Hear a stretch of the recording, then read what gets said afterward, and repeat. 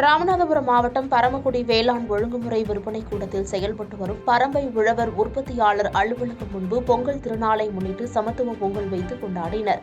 இதில் தலைமை நிர்வாக அதிகாரிகள், இயக்குநர்கள், விவசாய பங்குதாரர்கள் கலந்து கொண்டனர்.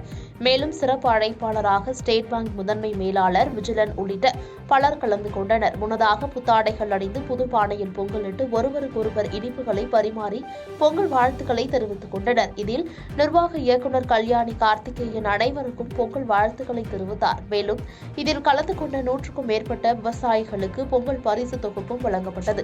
நபார்டு உதவியுடன் செயல்படும் பரம்பை விவசாயிகள் உற்பத்தியாளர் நிறுவனத்தின் சார்பாக அனைத்து விவசாயிகளுக்கும் பொங்கல் திருநாள் வாழ்த்துக்களை தெரிவித்துக் கொள்கிறேன்.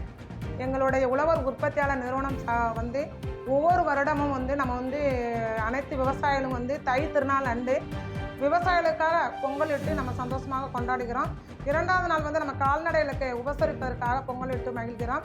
3வது நாள் நம்ம நண்பர்களையும் உறவினர்களையும் உபசரிப்பதற்காக காணும் பொங்கல் என்று நம்ம கொண்டாடுகிறோம்.